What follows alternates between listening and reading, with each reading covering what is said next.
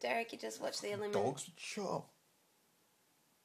You just watched the elimination round. Elimination. Do you think that Devon should have been the one to leave? I think they should all leave.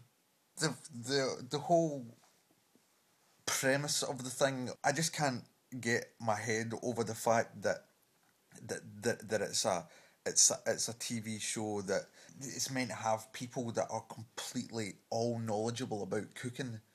Just stupid things like they're interviewing that woman, the little one with the glasses. Oh, and it was amazing. The taste melted in your mouth. The taste didn't melt in your mouth.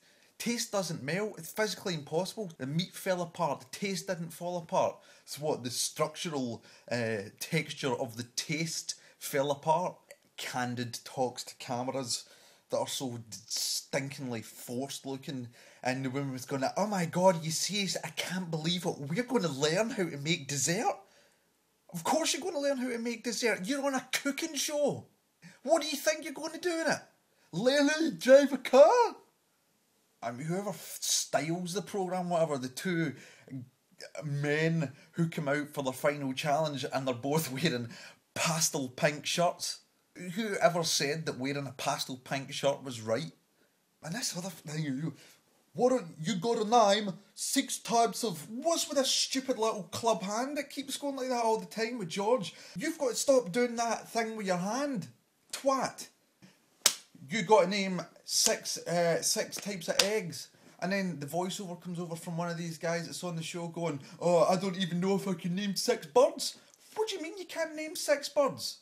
You're bound to know 6 birds just from growing up. Surely if you're a cook, you'll know 6 birds that produce eggs. I'll name 6 birds right now.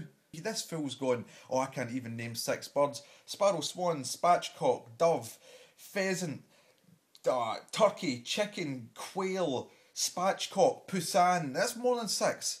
Cormorant, a sparrow, a blue tit. Who can't name more than 6? I know what adult can't name more than 6 eggs or 6 birds.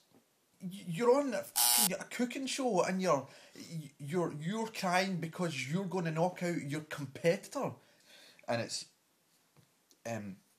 Alexander Graham Bell's head in a glass box, and he talks about how something's rubbish. Who employs these folk to do Scottish accents in telly? Like, what? How can you get away with? How can you, like? It's not like I would get a gig on Australian TV going, "Oh yeah, she was all right, but I didn't do that." And I'd never get it. I'd never get the gig. But then they'll employ someone with a fake Scottish accent to do a Scottish advert. It's like, is that racist? The one that leaves the competition and they're all, and everyone's crying and all those new friends that they've made are up in the balcony crying, and this guy goes out the door and then he stops and has a look back up at the MasterChef building. It's so insincere. It's so obviously been stopped by the producer, and he's going, "Okay, Devon, what we need you to do is just look up the building, look up at the top there, and look sad and forlorn, and we're going to get a shot of you, and then you can f*** off home."